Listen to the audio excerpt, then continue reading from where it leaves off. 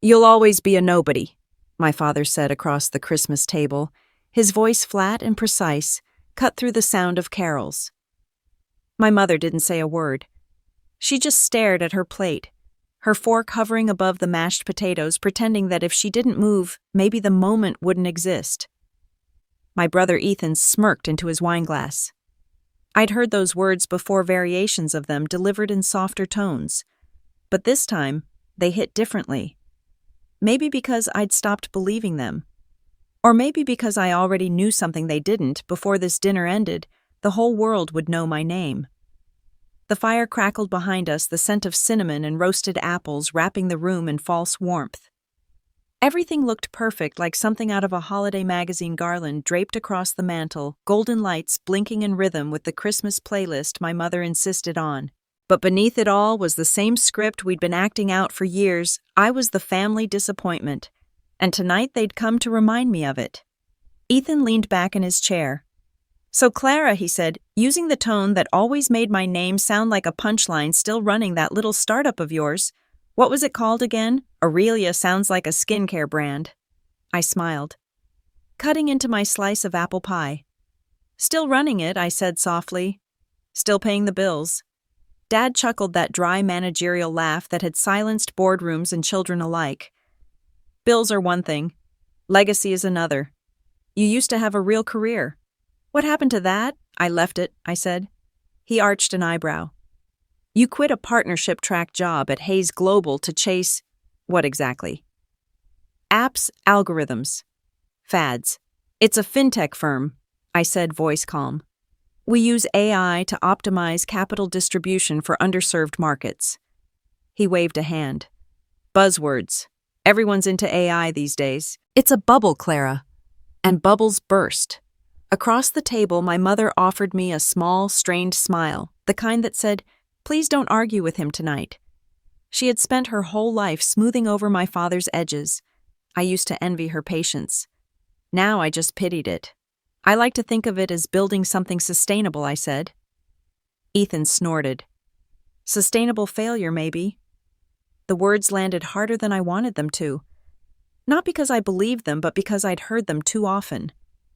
They were the background noise of my childhood, a rhythm of disappointment disguised as advice. My father set down his fork. "You know, Clara," he began, leaning forward, elbows on the table, "there's a reason families like ours succeed. We follow structure, tradition, stability. You walked away from all that. You walked away from us." I looked at him, really looked. The same man who'd taught me how to balance a checkbook at 10, who'd told me emotions were liabilities, who'd measured love in achievements. I wondered if he even knew what he was protecting anymore. Maybe I walked toward something, I said quietly. He didn't hear me or pretended not to. The clock on the wall ticked to 7:45. My phone face down beside my napkin buzzed once. I didn't look. I didn't have to. I knew what it was. The timing was perfect. "Clara," my father said again, his tone now almost pitying, "you're 30. You should think about settling down. A steady job. A husband." That William boy was a good one. My stomach tightened at the name. William, my ex, the man my parents adored, who once told me that tech is a man's world and that I should stick to something people take seriously. He worked at a major investment bank, now probably still congratulating himself for existing. Ethan raised his glass. "To my family," he said with a grin. Dad nodded, clinking glasses with him. "To succeed," he added. They both looked at me, waiting for me to toast back. I just raised my water. "To timing," I said. They didn't understand. Not yet. At 7:58, Ethan's phone buzzed. He frowned, unlocking it. His smirk slipped. "What is it?" Dad asked. Ethan blinked, then looked at me. "Why is your face on Forbes?" The room went still. Even the fire seemed to hold its breath. Dad frowned. "What are you talking about?" Ethan turned the screen so everyone could see. My name glowed in bold letters under the headline, "Forbes 30 Under 30, the youngest billionaire banker, redefining global finance." Mom gasped. "Oh my God." Dad stared, eyes darting from the screen to me as if trying to reconcile the daughter he thought he knew with the woman sitting across from him. This must be a mistake. It's not, I said softly. They published it right on schedule. He stood. Schedule. I looked at my phone. Yes. They told me it would go live at 8 p.m. Eastern Time. I thought it might make dinner interesting. No one spoke. Mom's hand trembled as she reached for her glass. Clara, billionaire banker, Ethan was still scrolling, muttering numbers under his breath. Her company valuation, over $4 billion. How did you... I set my fork down. By doing exactly what you told me not to. Dad sat back down slowly. You bought into Hayes Bank. I bought controlling shares, I corrected. It was a strategic move. You might call it diversification. His lips parted, but no sound came out. I leaned forward, my tone still calm, even gentle. You see, Dad? You taught me everything about finance except imagination. You were building walls. I was building systems. The clock chimed 8. Outside snow began to fall soft and silent, covering the manicured lawn. Mom whispered, "Why didn't you tell us I met her eyes?" Because you never asked. You were too busy worrying about who I wasn't becoming to see who I already was. Ethan pushed his chair back abruptly and stood. This is insane, he muttered. Sit down, Dad said sharply, but his voice cracked halfway through the command. I rose instead, smoothing my blazer. Don't worry, I said. It's not payback. It's perspective. I started toward the door, pausing at the threshold. The golden light from the dining room stretched across the hallway, warm and deceptive. You know, I said, turning back, you always said I'd never be anybody. Turns out you were half right. I didn't become anybody. I became myself. The only sound was the faint hiss of the fireplace and the soft buzz of Ethan's phone as another headline broke across the screen. Meet Clara Hayes, the silent architect of modern banking. I stepped outside. The snow was falling harder now, blanketing the street in quiet white. I breathed it in, the kind of silence that doesn't ask for approval, it commands it. Behind me, the laughter, the criticism, the noise of that old life all faded into nothing. And for the first time, I realized I hadn't just changed my story. I'd ended theirs. The silence after the storm was louder than the words that caused it. By the time I woke up the next morning, my name was everywhere: Forbes, CNBC, Business Insider, even a few gossip blogs trying to guess who my mystery billionaire boyfriend was. I didn't have one. I had algorithms, board meetings, and a very expensive espresso machine that didn't judge me. The world finally saw me, but the people who once told me I'd never be anyone couldn't even look at me. Maya. My assistant was already waiting in the lobby when I arrived. You've had 74 interview requests since sunrise, she said, handing me a tablet, and your parents have called 8 times. I stepped into the elevator, watching the floor numbers blink upward. And you didn't answer any of them? Of course not, she said. You told me not to. Good, I replied. Let's keep it that way. The elevator doors opened to the top floor of Aurelia Tower, my tower, a glass fortress overlooking the city skyline, where every meeting, every decision, every late-night calculation had built what they now called the future of modern banking. I still preferred to call it work. Maya followed me inside. The board wants a statement about last night. They're worried the family angle could look messy. I turned, a small smile tugging at my lips. Messy sells Maya. People love a redemption arc. Let them read it like one. She hesitated, glancing at her tablet. You know they're going to ask about your father. He used to run Hayes Global. They'll connect the dots. I'm counting on it. I sat at my desk, opened my laptop, and watched the headlines multiply in real time. From disowned to dominant, Clara Hayes builds a billion-dollar empire. Another one read, she walked away from her family's fortune, now she owns the market they ignored. It was surreal watching years of quiet labor become a public spectacle overnight. Success has always been the loudest kind of silence. By noon, the calls had shifted from reporters to investors. Everyone wanted a meeting. Everyone wanted in. Everyone except the ones who mattered most. At exactly 1 o'clock, Maya poked her head through the door. "He's here," she said softly. "Who?" "Your brother." I closed my laptop slowly. "Send him in." Ethan walked in wearing the same arrogance he'd worn last night, only now it didn't fit him quite as well. He looked smaller in the sharp light of the office. The same man who'd laughed at me over apple pie now stood surrounded by the empire he'd once dismissed as a hobby. So he said, forcing a grin, "This is what you've been hiding." I leaned back. "No, this is what you've been ignoring." He glanced around, his gaze landing on the view. "You've changed." "Have I asked? Or did you just never bother to look?" He exhaled sharply, rubbing the back of his neck. "Dad's not taking it well. He says you ambushed him. I didn't ambush anyone. I built something while you were all busy defining me by what I wasn't." "Clara, come on. He's our father." "Exactly. Which means he'll figure it out eventually. He's good with numbers. He just never calculated me into the equation." Ethan looked at the floor, his confidence unraveling. "Mom's been crying all morning." "She's cried before," I said quietly, usually after he finished lecturing me about how I was ruining my life. He opened his mouth and closed it again. "They're scared, you know." "Of what?" "Of you," he admitted. "You made them look small." I studied him for a long moment. "No," I said finally. "They did that all on their own." The words hung in the air, heavy and clean. He didn't argue. He couldn't. When he left, the silence returned, steady grounding, the kind that no longer hurt. I turned back to my laptop. There was still work to do. By evening, the city had shifted from days gray to golden twilight. I stood by the window, coffee in hand, watching traffic thread through the streets like veins of light. Somewhere out there, people were reading about me, debating whether I deserved what I'd earned. I didn't care. They could speculate. I'd lived the data. Maya returned with updates. "You're trending #2 worldwide," she said.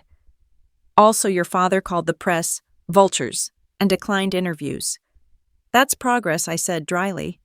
"And your mother emailed a journalist asking them to remove the quote where you called yourself self-made." "Did she?" Maya nodded. "She said it made your father look unsupportive." I laughed, not bitterly but genuinely. He was unsupportive. That's the truth. Let it stand. Maya hesitated. "Clara, if I may ask, what does it feel like? What does that feel like to win?" I thought about it. Staring out at the glittering skyline. "It doesn't feel like winning," I said.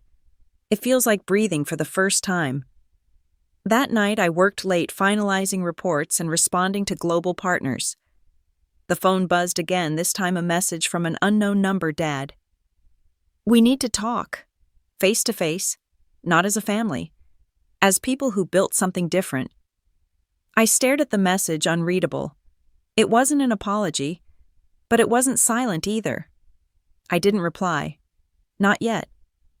When I finally shut my laptop, the city was quiet. I walked to the glass wall and pressed my hand against it. My reflection stared back, same dark eyes, same calm expression, but something deeper now. Strength without noise, power without permission. Somewhere below, a taxi horn echoed faintly. Life continued just as it always had. But for once it moved at my pace.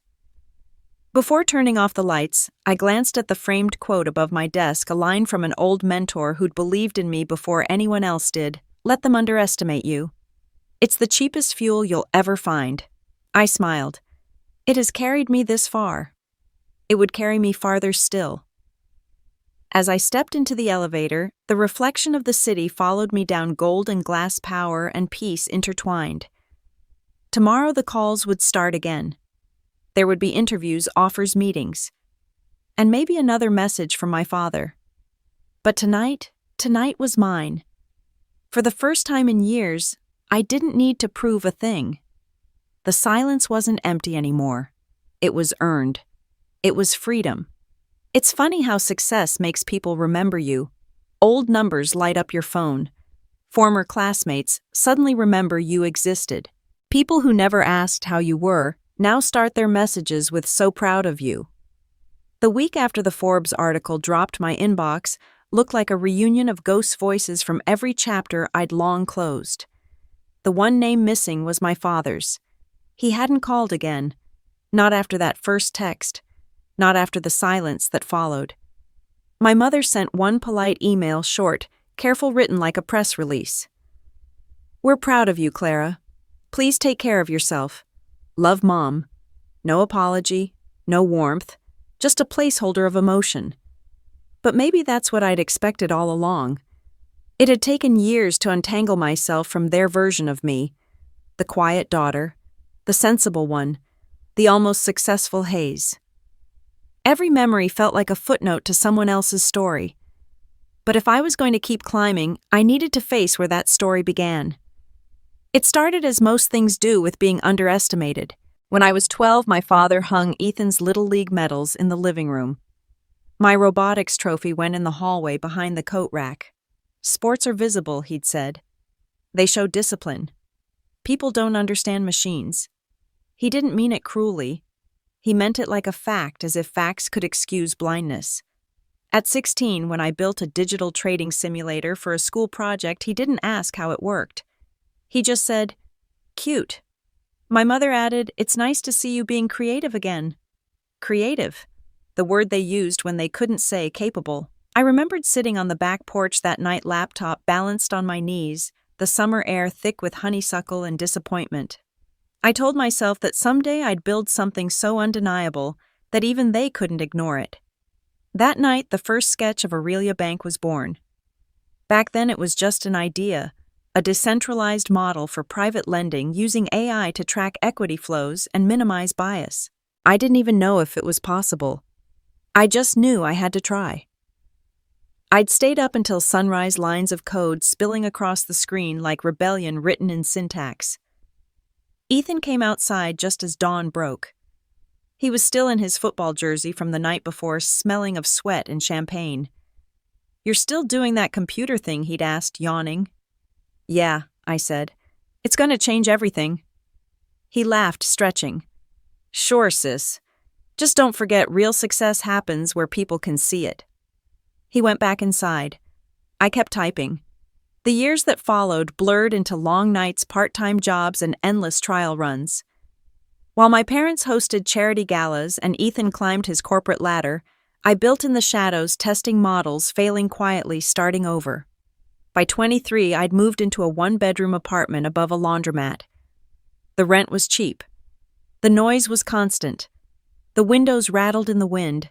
But the code was solid, and that was enough. Some nights, I'd sit by the window watching the city lights flicker below, whispering to myself like a mantra, "One day they'll see me. One day they'll know." And they did. But not in the way I imagined. When Aurelia's first prototype attracted a small round of angel investors, I'd called home. My father had answered.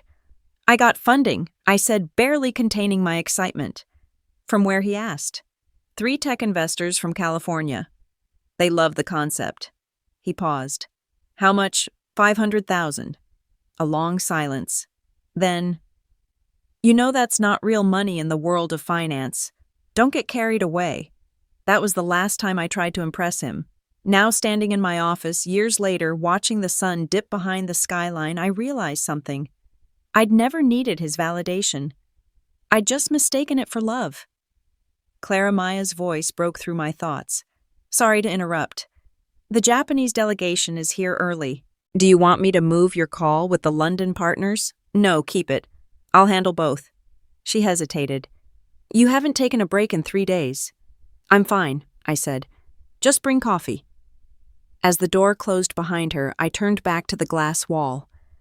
The city below glowed gold and electric, alive with everything I'd fought to build.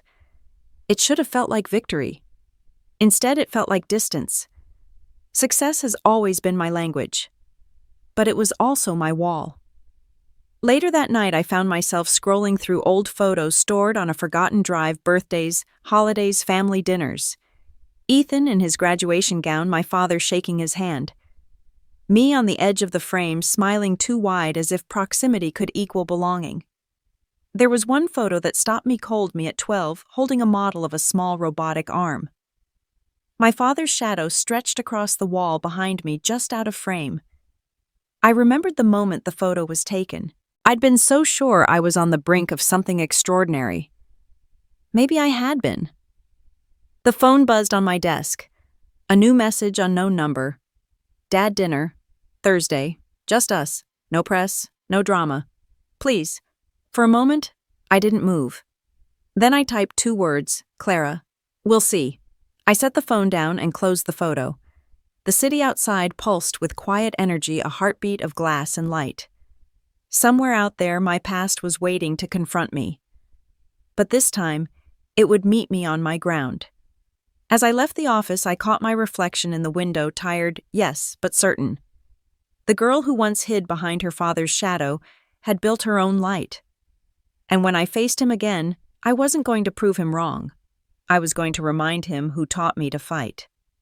The envelope arrived on a Wednesday morning, hand-delivered by a courier who looked far too nervous for someone just doing his job. My name, Clara Hayes, was written in my father's unmistakable handwriting. The same sharp, impatient strokes I used to see scrawled across contracts and reprimands. Inside was a single sheet of thick cream paper. Family dinner. Friday. 8 p.m. No press, no excuses. Beneath the words, my father's initials, R.H.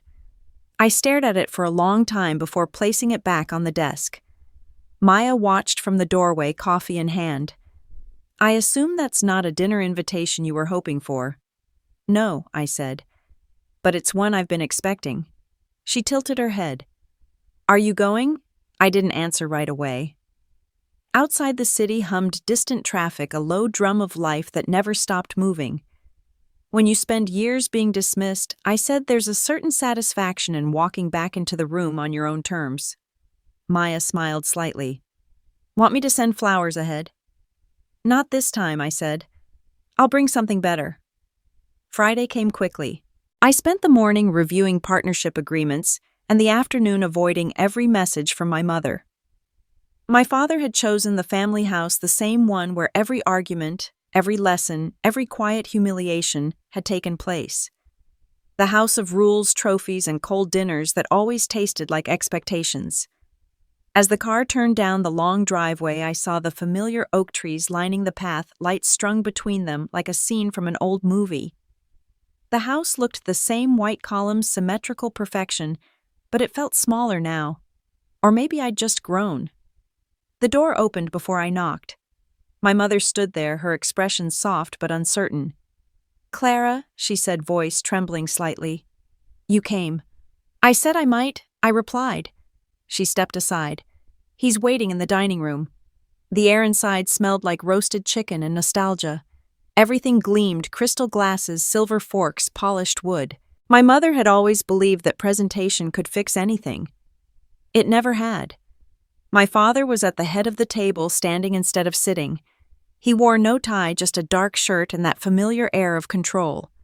Clara, he said. Dad. We stood there, 2 generals who'd spent years fighting different wars. He gestured to the chair across from him. Sit, let's talk. I sat. The chair creaked under the weight of memory. He poured himself a glass of wine, then one for me. You've made quite the spectacle, he began. I'd call it an achievement, I said. His jaw tightened. You blindsided your family. You made us look human, I interrupted. That was long overdue. The words hung in the air. My mother flinched slightly, glancing between us. My father set his glass down. Do you enjoy embarrassing us? I didn't embarrass anyone, I said calmly. I succeeded. You just weren't paying attention. He leaned back, studying me as if I were a volatile stock. You could have come to me. I would have helped you, guided you. I laughed softly. You mean you controlled me? That's not fair. No, I said it's not. But it's true. He looked away for the first time that night. You don't understand what it's like to build a family legacy, to carry a name that means something. I do, I said quietly. That's exactly why I built my own. He blinked, and for a second, something flickered behind his eyes. something close to realization. You think you're better than us. No, I said. I think I stopped needing your permission to exist. Silence stretched across the table. The old grandfather clock ticked in the background, counting down the seconds between who we were and who we'd become. My mother finally spoke. Your father isn't angry, Clara. He's proud. He just doesn't know how to say it. I'm not proud. My father snapped, then paused. I'm surprised. That's a start, I said. He frowned. You've changed. I had to, I said. You raised me to survive in boardrooms full of men who underestimated me. You just never expected I'd use those lessons against you. He almost smiled at that, almost. You've always been sharp. You just preferred me quiet. He sighed, rubbing his temples. What do you want? Clara, money. A seat on the board, recognition. I don't want anything, I said. That's the difference between us. You build to prove. I build to create. The air softened slightly. My mother reached across the table and touched my hand. You know, she said gently, he's been reading every article about you, even the foreign ones. He doesn't admit it, but he's impressed. Impressed, I repeated. That's almost affection. Don't push it, my father muttered, but the corners of his mouth twitched. For a brief moment, I saw him not the CEO, not the judge of my worth, but the man who once fixed my broken science fair project at midnight, muttering that I was too stubborn for my own good. That version of him had vanished for years. Maybe it hadn't died, just gone quiet. After dinner, I stood to leave. My father walked me to the door. The air outside was cool, the night sky clear. Clara, he said as I reached for the handle. You built something extraordinary. I turned. Thank you. He hesitated. I just wish. I knew you were capable of it. You did, I said. You just didn't believe it. For once, he didn't argue. The drive back to the city was silent, but not the heavy kind. It was lighter, like the end of a storm that had lasted too long. When I got home, I found an email waiting.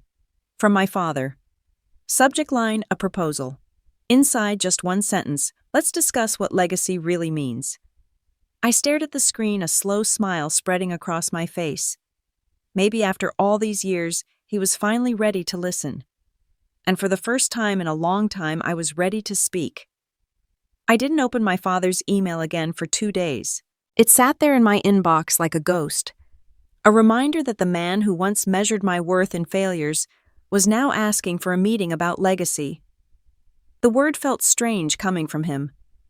Legacy had always meant his empire, his control, his surname. Now it was mine. When I finally replied, I kept it simple. Thursday, noon, my office. The morning of the meeting, the sky over Manhattan was gray, the kind of winter light that made the city look metallic. Maya hovered by the door as I reviewed quarterly reports. Are you sure you want to do this here? She asked. Yes, I said. If he wants to talk about legacy, he can step into the one I built. At exactly 12 o'clock, the elevator doors opened and my father walked into the office. No tie, no entourage. Just him holding a briefcase I didn't recognize. He stopped for a moment, taking in the floor-to-ceiling windows, the quiet hum of machines, the whiteboards covered in code. This is you, he said finally. Yes, I said. This is me. He nodded once, then placed the briefcase on the conference table. I brought something, he said. Old records. I thought you might want to see them. Inside were files from Hayes Global Contracts, blueprints, a few photographs of him from the early days. I'd seen him in countless press photos, but never these. My father as a young man, sleeves rolled up, surrounded by people who believed in him. He looked different. Hopeful. Why are you showing me this? I asked. Because he said I forgot what it felt like to build something from nothing. You reminded me. It wasn't an apology, but it was closer than anything he'd ever said before. We sat across from each other at the long glass table. For once, there was no power dynamic, no corporate hierarchy. Just two builders trying to understand each other. He cleared his throat. I've been thinking about partnerships. There's potential for Hayes Global to expand its AI infrastructure. I thought I stopped him with a look. No, Dad. We're not merging. He frowned. Clara, this isn't about control. It's about combining strengths. You mean rewriting history, I said. You want the Hayes name tied to what I've built.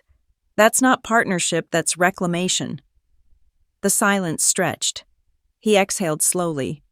You think I'm here to take credit? I think you've spent your life taking it, I said evenly. And now that you can't, you don't know who you are. He leaned back, eyes narrowing. You've become very good at making everything sound like a power play. I learned from the best. Something flickered across his face. Pride, regret. Maybe both. You've changed, he said quietly. No, I said. I just stopped shrinking. He looked away, studying the skyline. Do you ever wonder, he said finally, what it cost you, all this, the work, the walls, the loneliness? I hesitated. Every day. And was it worth it? I thought about the nights coding alone in my apartment, the mornings waking up to another rejection email, the family dinners that left bruises you couldn't see. Yes, I said, because at least the pain belonged to me. He nodded slowly. That's the thing about success. It doesn't erase the pain, it just changes who gets to control it. For the first time, I saw it, the faint exhaustion behind his precision, the weight of decades spent chasing the same kind of approval I'd once begged him for. Maybe we weren't that different after all. He stood glancing around the office one last time. You've done something remarkable, Clara, he said. Truly. But remember, empires fall when they forget the people who built them. I haven't forgotten, I said. I just stopped trying to save the ones who tore me down. He gave a small, weary smile. You sound like me when I was your age. That's the problem, I said softly. He nodded, accepting the hit with surprising grace. Then he reached into his briefcase and slid a small envelope across the table. This is for you. Inside was an old newspaper clipping me at 10 years old, standing beside a science fair project. The headline read, Local Girl Builds Predictive Algorithm Prototype. In the corner, someone had written, You were always right about data. I looked up. You kept this. He met my eyes. I didn't understand it back then, but I do now. He turned to leave, pausing at the door. For what it's worth, Clara, you proved me wrong. That's something I can respect. The door closed behind him, leaving only the faint hum of the city below. I sat there for a long time, staring at the clipping. When Maya entered a few minutes later, I slid it across the table. What's this? She asked. A reminder, I said, that even the people who doubt you are part of the blueprint. She smiled. So, what now? Now, I said, glancing at the skyline. Now I build something he can't understand. She raised an eyebrow. Bigger no, I said. Better? Later that evening, as the sun dipped behind the glass towers, I stood by the window with the clipping still in my hand. The lights of the city reflected against the glass, infinite and untouchable.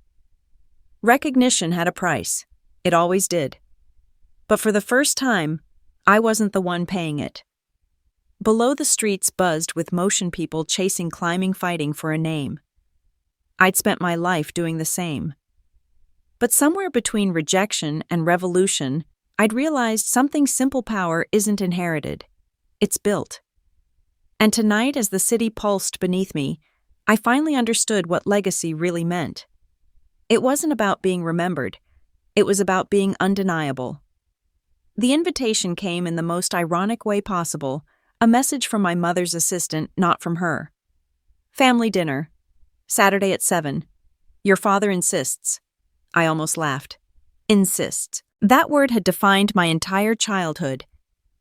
Maya glanced at the screen as she handed me a report. Are you going? I haven't decided. You already have. She said, her tone half amused, half resigned. You'll go. You want them to see what they missed. Maybe she was right.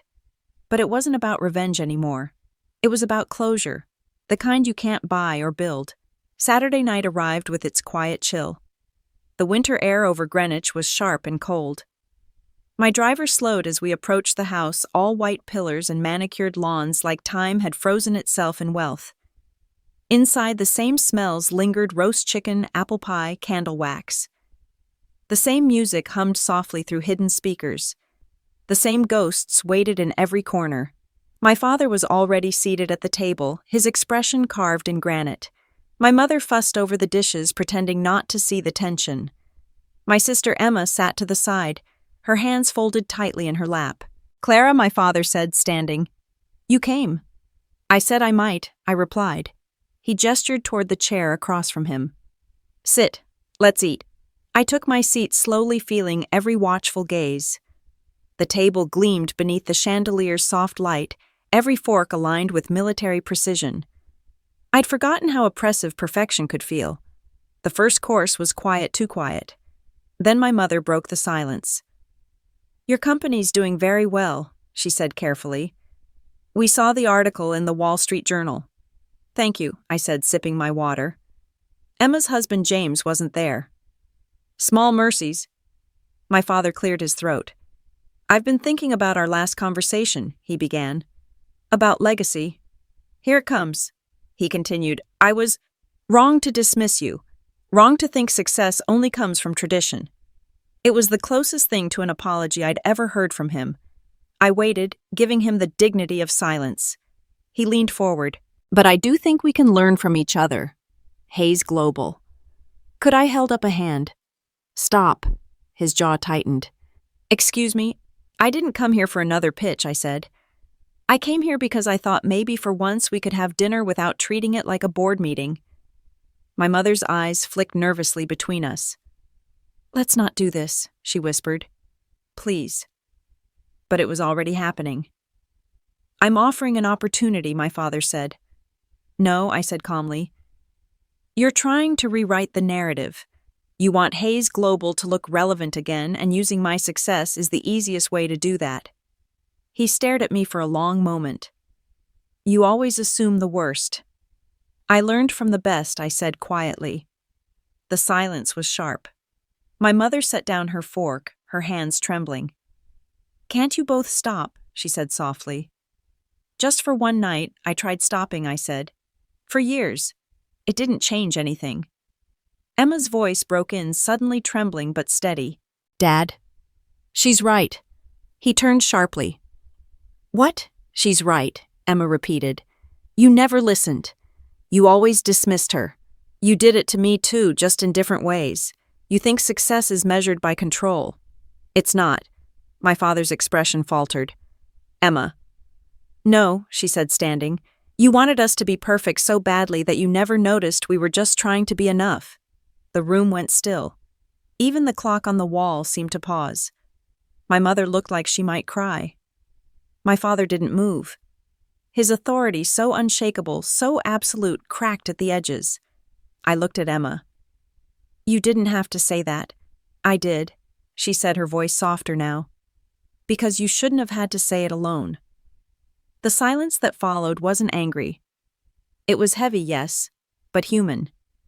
For the first time, the house felt real. My father exhaled slowly, his shoulders lowering. "I didn't mean to make you feel small," he said. "Any of you. You didn't mean to," I said gently. "But you did." He nodded once, looking older than I'd ever seen him. "Then maybe it's time I learn how to stop." Dinner continued quietly, awkwardly, but without the usual cold performance. There were no speeches, no lessons, no expectations, just the sound of forks on plates and the faint hum of the wind outside. When dessert came, my mother's apple pie, I almost laughed. It tasted the same as always, like nostalgia wrapped in guilt. As we finished, my father raised his glass. "To new beginnings," he said hesitantly. I lifted mine too. "To tell the truth," I added. After dinner, as I stood by the door putting on my coat, my father approached. "Clara," he said quietly. "Thank you for coming." "I didn't do it for you," I said. He smiled faintly. "I know. That's why it mattered." Outside, the air was crisp and clean. My car waited at the end of the drive, headlights cutting through the dark. I turned back once before leaving. Through the window, I could see them, my family still sitting together. For once, they weren't arguing, just sitting. Maybe the silence this time wasn't emptiness. Maybe it was understanding. As I stepped into the car, my phone buzzed. A message from Marcus Tokyo Investors confirmed. 10 billion valuation approved. I smiled, watching the old house disappear behind me. For the first time in years, the two worlds I'd built, the one I inherited and the one I created, finally stopped colliding. And I realized something my father never had. Legacy isn't about who remembers you. It's about what still grows after you're gone. The Monday after that uneasy dinner, my office was quiet, too quiet. Even the hum of the servers felt subdued. Maybe it was exhaustion, or maybe the weight of what had shifted inside that dining room was still echoing through me. I was halfway through reviewing a partnership proposal when Maya appeared at the door. "You have a visitor," she said carefully.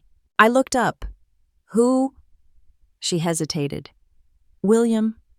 The name hit like cold water. My ex-fiancé, the man who once told me ambition was unattractive on a woman. "Send him in," I said, leaning back in my chair.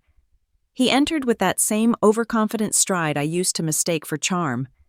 His suit was sharp, his smile polished, but his eyes betrayed nerves. "Clara," he said, "you look incredible." "I always did," I replied. He chuckled awkwardly, still sharp-tongued. "Still underestimating me," I said, gesturing to the chair opposite mine. "Sit." He sat, shifting slightly, clearly uncomfortable in a space he couldn't control. I read the Forbes article he began, and the Bloomberg piece. "You've done..." "Well, I have." I'll admit I was surprised. "No," I said. "You were wrong. There's a difference." He winced, then smiled like he was trying to diffuse the tension. "Fair. Look, I didn't come here to rehash the past. I came because there might be a chance for us to stop," I interrupted. "If you're about to say work together, don't." He exhaled, frustrated. "You've changed. You keep saying that like it's an insult." "I mean it," he said. "You're harder now, colder. You used to believe in people." "I still do," I said, "just not in the ones who treated me like a project." He leaned forward. "Clara, I made a mistake. We were young and I didn't understand what you wanted." "Yes, you did," I said evenly. "You just didn't like that it wasn't you." He flinched. "That's not fair." "It's honest." He looked down, then back up. "I saw your father last week." My pulse tightened. "Why?" "He reached out to me," William said. "Asked if I'd consider consulting for Hayes Global's restructuring division. Said he wanted to bring in younger perspectives. Fresh minds." The irony almost made me laugh. "And you think telling me this will..." "What impressed me?" "No," he said quietly. "I thought you should know. He talked about you. Said you'd built something extraordinary. Said he wished he'd listened sooner." The words hung in the air, strange and heavy. "Do you believe him?" I asked. William shrugged. "I think your father's realizing the same thing I did too late. That I didn't need either of you," he smiled faintly. "That you became the person we should have believed in all along." For the first time since he walked in, I softened barely. "You always had the right words, William. Just never the right actions." He nodded, standing slowly. "Maybe that's true. But if you ever decide to forgive me, I already did," I said. "The day I stopped caring what you thought." He opened his mouth to respond, then closed it again. "Goodbye, Clara. Goodbye, William." The door shut softly behind him. The silence that followed wasn't uncomfortable, it was cleansing. Maya appeared a moment later. "Do I even want to know what that was about, closure?" I said simply. She raised an eyebrow. "The expensive kind. The priceless kind."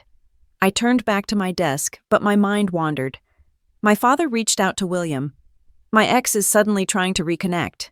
It all felt too aligned, too strategic. Later that evening, I called Marcus. "I need you to check something," I said. He didn't ask questions. "What am I looking for, Hayes Global?" I said.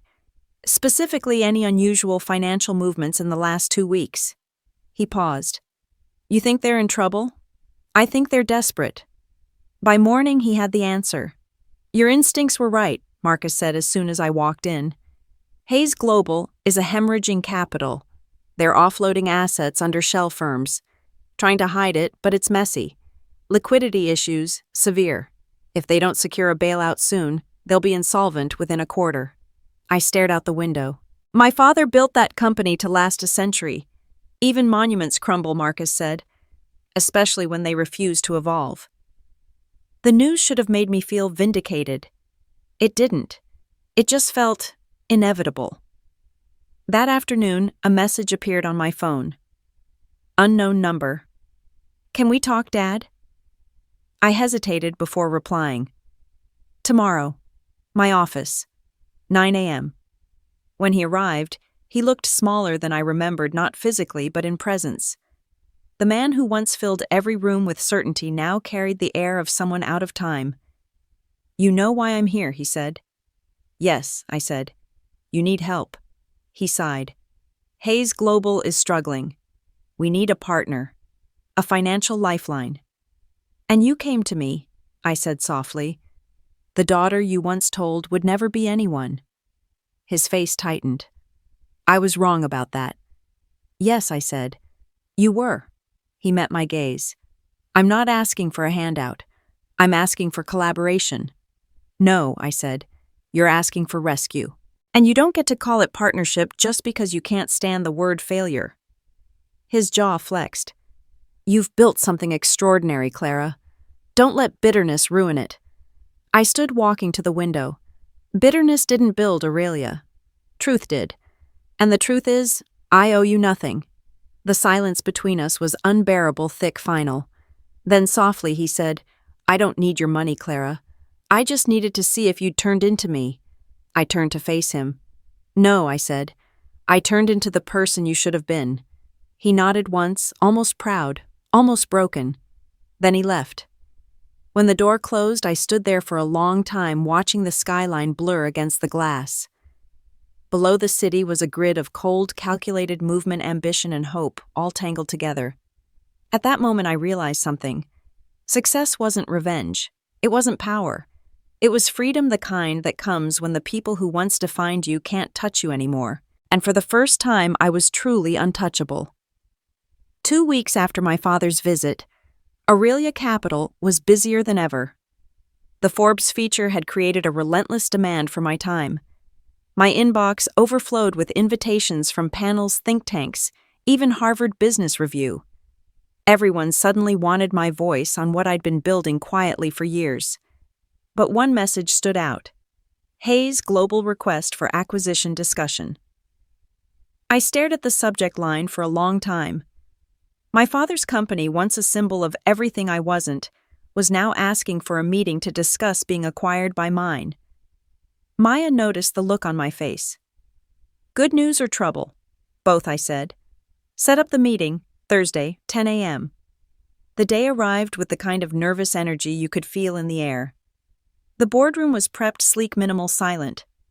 Marcus sat beside me, scrolling through data on his tablet. You sure you want to do this personally? He asked. Yes, I said. He built his legacy in that company. I'm going to watch him sell it. The door opened, and in walked my father, flanked by 2 Hayes Global executives. He looked tired but composed, the kind of calm that only comes from decades of pretending you're in control. Clara, he said with a nod. Mr. Hayes, I replied. For a moment he almost smiled. Formal, are we? It's a formal occasion, I said evenly. He took his seat. The men with him exchanged polite greetings, their eyes flicking nervously around the room. Marcus began the presentation. Aurelia is prepared to acquire Hayes Global's financial analytics division as well as the intellectual property associated with your data management systems. The offer is generous given your current position. My father's jaw tightened. Generous. Considering your debt-to-revenue ratio, yes, Marcus said. My father exhaled, his pride visibly fighting to stay intact. We've been through difficult quarters before. This doesn't define us. It does if you refuse to adapt, I said. He looked at me sharply. You think this is easy for me? Watching my company reduced to a bullet point in someone else's portfolio. You mean in my portfolio, I corrected. The silence that followed was brutal.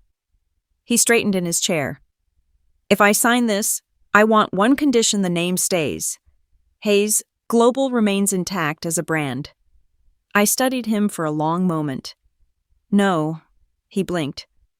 No names carry legacies, I said. Yours was built on hierarchy and intimidation. Mine will be built on innovation. The old name dies here. One of his executives shifted uncomfortably. Miss Hayes, perhaps a compromise? There isn't one, I said. The acquisition is clean. Hayes Global becomes Aurelia Financial Systems. Nothing less. My father leaned back silent. Then he smiled, but it wasn't warm. It was weary. You've learned to negotiate like a shark. I learned by surviving your waters, I said quietly. The meeting ended without ceremony.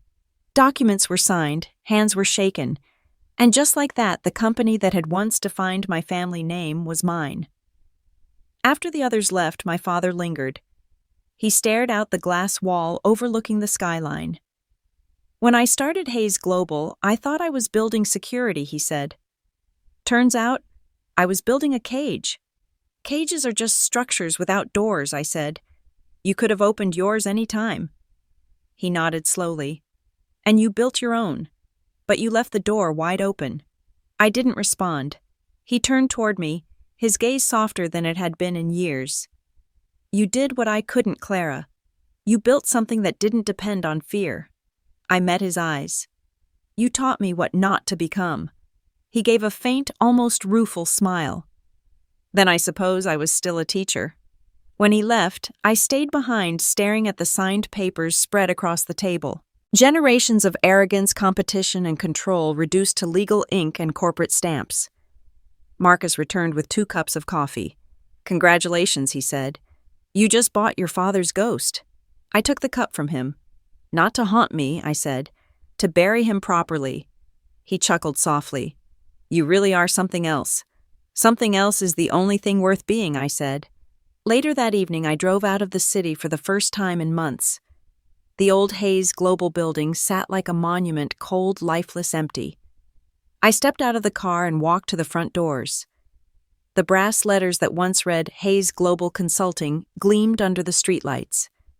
With one firm motion, I loosened the bolts, holding the first letter in place. The metal groaned as it came free. H. I whispered, setting it gently on the ground. For history. One by one, the letters came down. By the time I finished, my hands were dirty, my coat dusted with age, but the wall was blank, ready for something new. When I returned to the car, Maya called. I just got word from the press, she said. They want a comment on the acquisition. What should I tell them? Tell them the future doesn't need the past's permission. As I drove away, the building faded into the darkness behind me. For the first time, it didn't look like home or failure. It looked like closure. And closure, I realized, was the purest form of revenge. The acquisition announcement hit the news before sunrise. By 8 a.m., it was everywhere: CNBC, Bloomberg, the New York Times. The headlines were merciless. Aurelia Capital acquires Hayes Global, daughter rescues father's legacy or erases it. By 9, my phone wouldn't stop ringing. Reporters, investors, old classmates pretending we'd been close. Even my mother called twice before I finally answered. Clara, she said, her voice trembling slightly. Your father hasn't spoken since the article came out. He'll be fine, I said. He survived worse. Maybe not this time.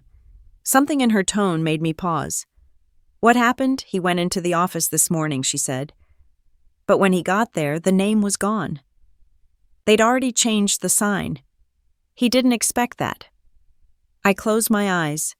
I could still see the letters lying in the dust outside the old headquarters. I warned him, I said quietly. I know, she said. But knowing doesn't make it easier. There was silence on both ends of the line.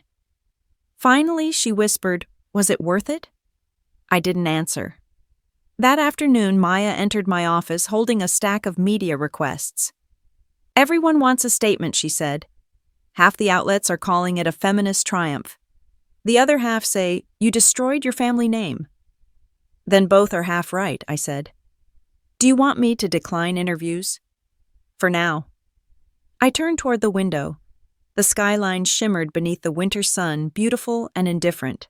Power always looked cleaner from a distance. Clara Maya said carefully, "There's something else." Emma called again. "She's worried about your dad. She said he hasn't left the house." I sighed. "Tell her I'll go." The drive to my parents' home felt longer than usual. When I arrived, the house looked the same immaculate silent, trapped in its own perfection. My mother opened the door, relief and guilt fighting for space on her face.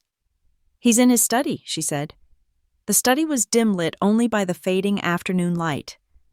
My father sat by the window, still in his suit, staring at something in his hands. When I stepped closer, I saw it was the old brass H from the sign I'd removed. I didn't know they'd already installed the new one, he said without looking at me. I didn't either. I lied. He turned the letter over in his hands, the metal dull against the light. "This company was everything I built," he said. "And now it's yours." "Not yours gone," I said. "Just changed." He smiled faintly. "That's what every generation tells the one before it." I sat across from him. "You were right about one thing I said. Power doesn't stay still. It evolves." He looked at me then, and for the first time I didn't see authority or disappointment, just a man realizing how quickly the world had moved on without him. "I never wanted to hurt you," he said quietly. "But I see now that I did." "Yes," I said. "You did. And I spent half my life trying to prove I didn't deserve it." He nodded slowly. "You proved it. More than I ever expected." We sat in silence for a long time.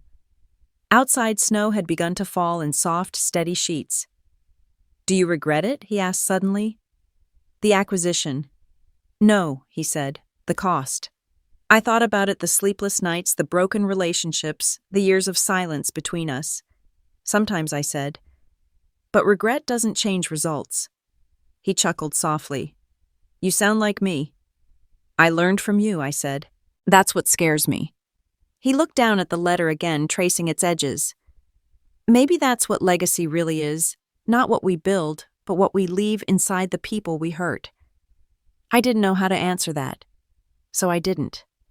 When I left the house, the snow had thickened. My car's headlights cut through it in narrow beams, and the world outside looked clean, untouched, like everything could start over if you wanted it to. Back at the office, Marcus was waiting. "We have a problem," he said. I raised an eyebrow. That was quick. Hayes Global's former shareholders are stirring trouble. They're claiming the acquisition was predatory, that you leveraged insider knowledge to buy the company below value. I exhaled. Of course they are. "It won't stick," he said. "We did everything by the book." "Doesn't matter," I said. "Perception is louder than truth." Marcus nodded slowly. "You really are your father's daughter." "Not yet," I said. "But I'm trying to be something better." That night I couldn't sleep. The storm raged against the glass, making the city seem like a silent underwater world. I stood at the window watching the snow bury everything, the streets, the signs, the buildings. For a moment, I imagined Aurelia Financial Systems sitting quietly under the same storm. Clean, changed, forgotten. My phone buzzed.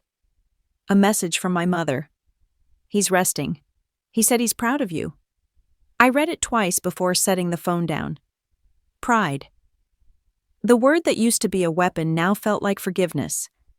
But forgiveness, like snow, never lasted. It melted. It revealed what still lay beneath. And beneath everything, the ambition, the legacy, the victory, was still the same ache. The ache of wanting your success to mean something to the people who once made you feel like nothing. That was the one battle I still hadn't won. The storm didn't stop for 2 days. By Monday morning, the streets were carved with gray slush and exhaustion. The city looked like it was holding its breath. I arrived at the office before sunrise, coffee in one hand, a folder of legal documents in the other. Maya was already there, standing by the window, watching the skyline. "It started," she said without turning around. "What has the smear campaign?" 3 different outlets ran stories this morning. They're painting you as a ruthless opportunist who exploited your father's collapse to build your empire. I dropped the folder on my desk. So the truth with better lighting, Clara. I knew this was coming, I said. You can't dismantle a dynasty without someone trying to make you the villain. Marcus walked in, face grim. They're using your father's old board members. Interviews, leaks, emails. They're trying to build a case for unethical acquisition. Let them, I said. We followed every law, every protocol. That doesn't matter, Marcus said. They're not after legality. They're after the narrative. I knew he was right. Legacy wasn't built on truth. It was built on what people chose to believe. Schedule a press briefing, I said finally. Tonight, 7 o'clock. Maya blinked. You're going public? Yes, I said. They want a story. I'll give them one. The rest of the day passed in a blur of phone calls and damage control. The more they attacked, the more the media fed.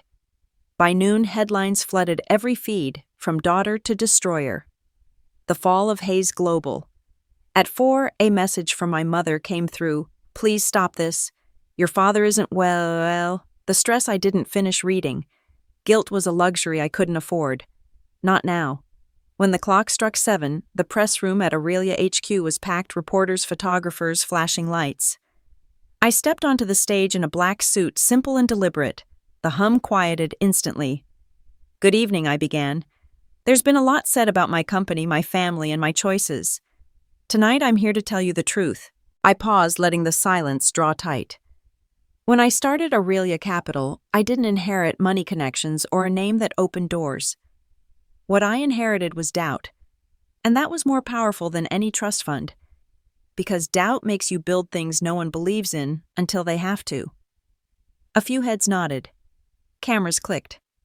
Yes, I acquired Hayes Global, I continued, not because I wanted to erase it, but because I refused to let it rot under its own arrogance. For decades, that company represented everything wrong with legacy entitlement, without innovation, hierarchy, without humanity. I didn't destroy it. I evolved it. The room rippled with quiet murmurs. My father taught me how to build. He also taught me how easy it is to lose yourself in what you build. I took those lessons and turned them into something living, something forward. If that makes me ruthless, so be it. I'd rather be called ruthless than irrelevant. I stopped again, looking out over the crowd. You can frame it however you want. A betrayal, a takeover, a revenge story. But here's the truth. Aurelia isn't my revenge. It's my redemption. The room was silent when I stepped away from the podium. By the time I reached my office, the live stream had already gone viral. Maya entered minutes later, her phone buzzing nonstop. It's everywhere, she said. The response is huge. Half are calling it iconic. The other half say, you just declared war on your own bloodline. Perfect, I said. Progress always divides people. But beneath the calm exterior, I could feel the tremor of something I hadn't let myself acknowledge the cost of all this. At 10 p.m., as the building emptied and the noise of the day faded, I sat alone in my office. The city lights blinked below like 1,000 tiny verdicts. Then my phone buzzed. A text from Emma. Come home. It's Dad. The world seemed to narrow to that one message. I didn't ask questions. I just ran. When I reached the house, the lights were on. The front door was open. My mother stood in the hallway, pale and shaking. He collapsed, she said. The doctor's upstairs.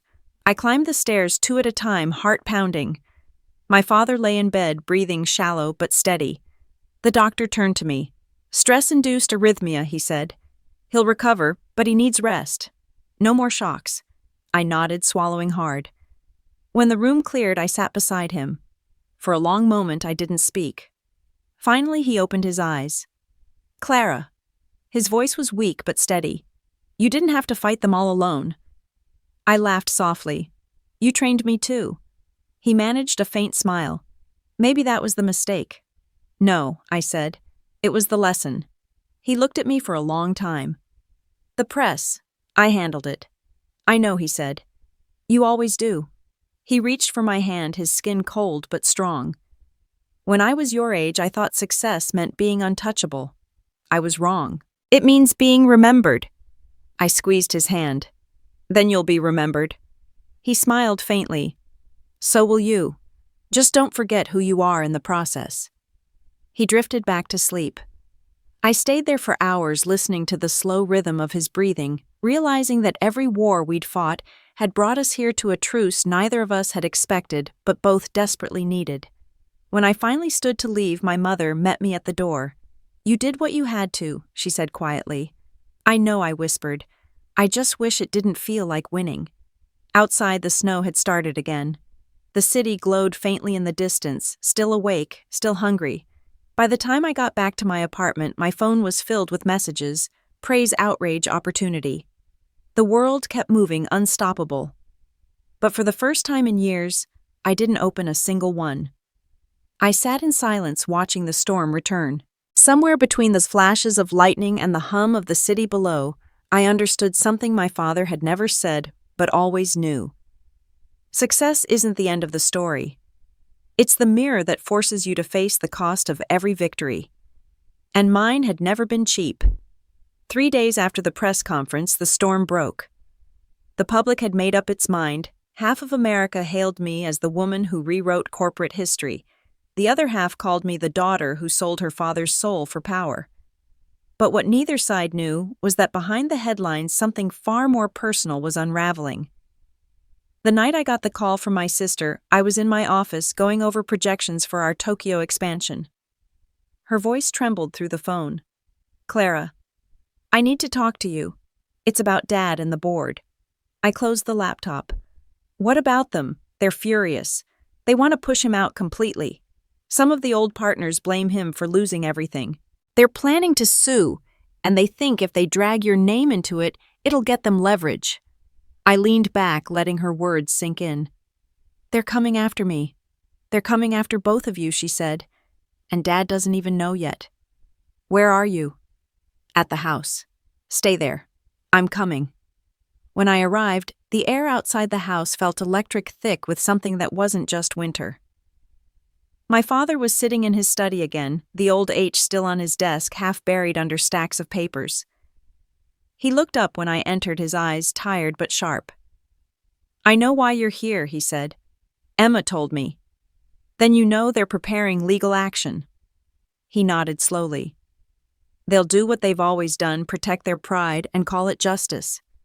I can stop this, I said. I have the leverage, the capital, the lawyers. They won't touch you. He looked at me for a long moment, then shook his head. You can't fight every battle, Clara. Some have to burn out on their own. I'm not letting them destroy you, I said firmly. Not after everything. He smiled faintly. Funny. That's what I used to say about you. The silence between us carried the weight of years. I never asked you to protect me, I said finally. No, he replied. You asked me to see you, and I didn't.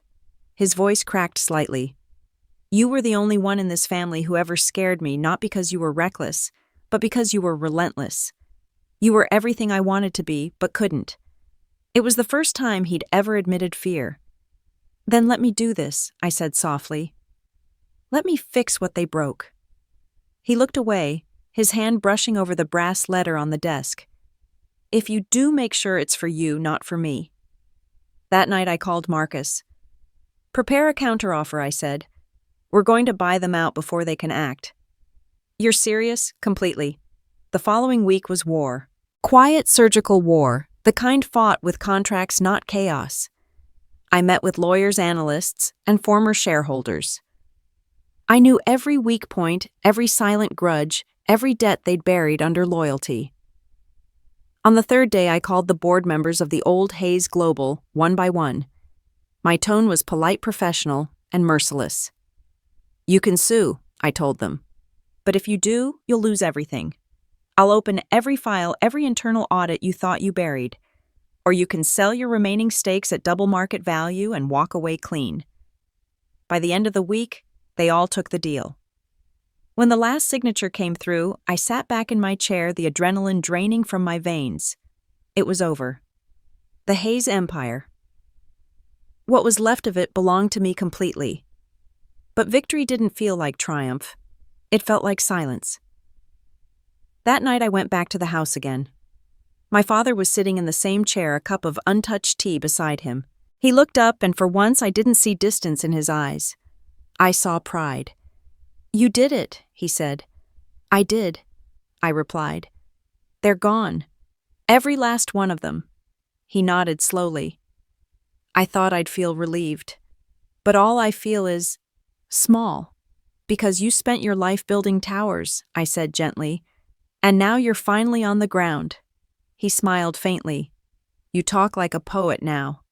"No," I said. "Just someone who stopped building cages." He gestured to the seat across from him. "Sit.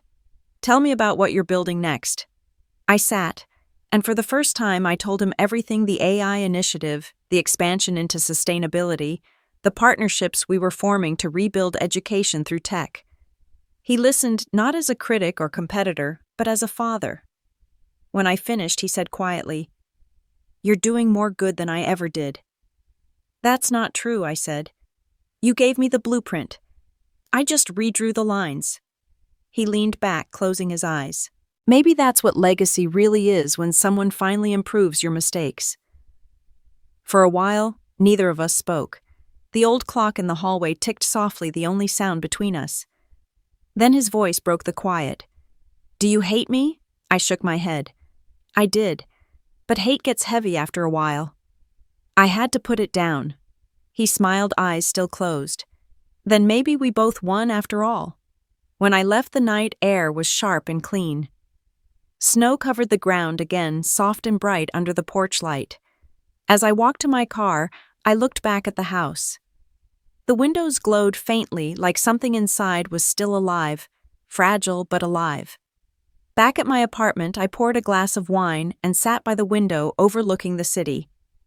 My reflection merged with the skyline, the same skyline that used to intimidate me, that now belonged to me in pieces of glass, steel, and code. My phone buzzed. A message from Marcus. The board officially dissolved. Aurelia now holds full control. "Congratulations, Clara. You've rewritten history." I stared at the message for a long time before typing back. History doesn't need rewriting. It needs closure.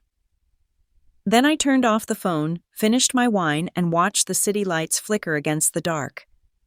The war was over. The legacy was mine.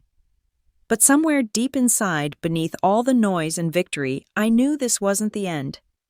It was the reckoning before the rebirth. The invitation arrived in a simple white envelope, hand-delivered, no logo, no title. Just a line of embossed letters, family dinner. Thursday, 7 p.m. For a moment, I thought it was a mistake. Then I recognized my mother's handwriting. When Thursday came, I almost canceled 3 times. My calendar was packed: meetings with investors in Singapore, a live CNBC segment, a gala invitation from the governor. But something in me, something small and quiet, knew I had to go. It wasn't an obligation. It wasn't forgiveness. It was closed. The house hadn't changed. The same brick walls, the same polished brass knocker, the same faint smell of old wood and memory. But the air was different, softer, somehow less sharp. Mom opened the door. "Clara," she said, her smile uncertain but real. "You came." "Of course." Inside, the dining table gleamed as it always had, though this time the setting was simpler. No crystal, no imported centerpieces, just roasted vegetables, a baked apple pie, and candles that flickered unevenly. My father was already seated at the head of the table. His suit was gone, replaced by a soft gray sweater. He looked lighter. "Clara," he said, standing as I approached. "Thank you for coming." "Thanks for inviting me," I replied. We sat. The silence at first was fragile, like glass between us. Then Mom cleared her throat. "I made your favorite rosemary bread. You used to love it." I smiled. "Still do?" For a few moments we just ate. No tension, no accusations. Just the sound of forks and quiet breathing. It was strange, peaceful in a way I hadn't expected. Finally, my father set his glass down. There's something I'd like to say. I looked up, bracing myself. I spent most of my life believing power came from being right, he said. But I was wrong. It comes from listening. And I didn't listen to you to anyone. I thought I was protecting the family when really I was just protecting my pride. Mom reached over and touched his arm gently. He looked at her, then back at me. When you took over Hayes Global, I told myself you'd ruined everything I built, he continued. But I see now you didn't destroy it. You saved it from becoming obsolete. You made it matter again. You made me matter again. The lump in my throat came before I could stop it. Dad, he raised a hand. No, let me finish. I was wrong about what success means. It's not about the size of a company or a bank account. It's about impact. And you've made more of that than I ever dreamed of. The words I'd waited my whole life to hear. For a long time, I couldn't speak. Then I said softly, I didn't do it to hurt you. I did it because I had to build something that was mine. He nodded. I know. And I'm proud of you for it. Silence again, but this time it wasn't heavy. It was the kind that comes after storms when the world feels new. After dinner, Mom brought out the apple pie. Remember Christmas, she said, smiling faintly. You used to steal the crust before it cooled. I laughed. I deny everything. The laughter felt good, like air returning after being held too long. As we ate, Emma arrived late as always, breathless and apologetic. Traffic, she said, quickly setting her bag down. And a board meeting. Dad chuckled. Some things never change. She turned to me. Clara. I wanted to say thank you for helping with our situation. I waved it off. You don't owe me anything. No, she said, but I do owe you honesty. I spent years resenting you for chasing things I didn't understand. Now I see you weren't chasing, you were building. And I was just standing still. Her eyes glistened. I'm sorry, I smiled. Apology accepted. We talked late into the night. About childhood mistakes, the future. About rebuilding not as rivals, but as something close to family again. When it was time to leave, Dad walked me to the door. You know, he said, I've been thinking of stepping back completely. Let the world belong to people like you now. It already does, I said. He smiled. Good. Then maybe it's in better hands than I thought. The drive back to the city was quiet. Snow fell again, slow and soft, catching the light from passing cars. For once, I didn't think about numbers or markets or headlines. I just drove. When I reached Aurelia Tower, the building shimmered in the moonlight. My name on the glass no longer felt like proof, it just felt like a presence. Inside, Maya was waiting near the elevator. You're still here? I asked, surprised. She smiled. Just finished the final press release. Forbes wants a follow-up interview. Let them wait, I said. She tilted her head. You okay? I nodded. Yeah. For the first time, I actually am. I took the elevator to the top floor. My office was dark, the skyline glowing through the glass. I walked to the window and looked out at the city alive, restless, infinite. In the reflection, I could still see the girl I once was, the one sitting at a second-hand desk coding late into the night, trying to prove she was worth more than anyone believed. I whispered to her, "We did it." Then I turned away and looked at the framed Forbes cover hanging on the wall. Clara Hayes, the banker who built a billion-dollar future. I'd once thought that headline was my victory. Now it was just a milestone. On the desk lay a single handwritten note from my father. Pride doesn't build legacies, understanding does. I smiled. Outside the city pulsed alive with stories being written, dreams being built, people daring to begin. I turned off the lights and stepped out of the office, leaving it dark and quiet behind me. Tomorrow would bring new battles, new ambitions, new storms. But tonight was peaceful. And as I walked through the lobby, passing the golden letters spelling Aurelia Financial Systems, I thought of every voice that once told me I'd be nobody. They were wrong. I wasn't just somebody. I was the somebody who proved that even the quiet